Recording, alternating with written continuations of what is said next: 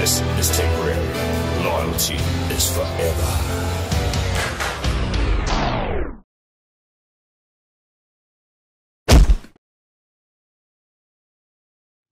Mit navn er Sten Bøjstrup. Og jeg hedder Rasmus Løstrup. Vi har netop færdiggjort vores store bog om fankulturen i og omkring FC København, og vi er glade for den positive modtagelse, bogen har fået.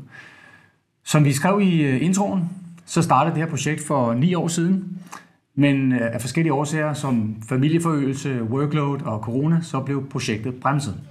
Det var først sidste år, i december 23, at vi besluttede os for at genoptage arbejdet. Vi har knoklet løs i 10 måneder, og nu er bogen endelig ude. Bogen er en hyldest til den positive fankultur, den uden vold, og den er en hyldest til vores skønne hovedstad, der for os er så tæt forbundet med FC København. Vores tilhørsforhold til FCK er en direkte forlængelse af vores kærlighed til byen. De to er uadskillelige. Vi er begge vokset op uden for byen, men har boet i København i årtier, og vi elsker vores by.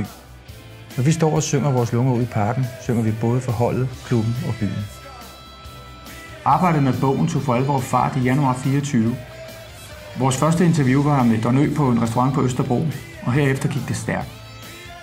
Vi er begge to familiefædre og har haft fuldtidsjobs, der også skulle passes, men det lykkedes at få det hele til at gå op.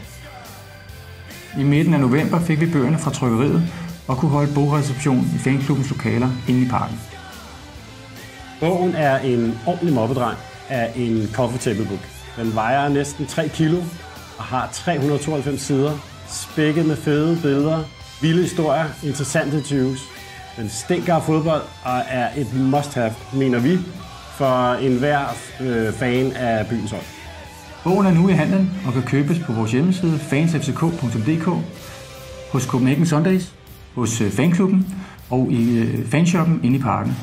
Køber man bogen hos fanklubben, donerer vi 10% af beløbet til de dedikerede mennesker, der lægger så utrolig mange kræfter i at skabe et bedre fanmiljø for os alle sammen.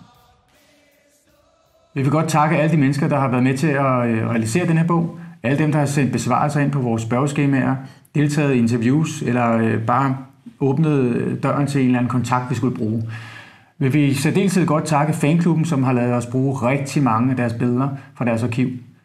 Men vi vil også gerne takke klubben, der hele vejen igennem har været vildt søde og meget behjælpsomme. Også særligt tak til David fra Copenhagen Sundays, der har bakket op om projektet lige fra starten og hjulpet os på mange måder. Tak for støtten. Vi ses på tribunen.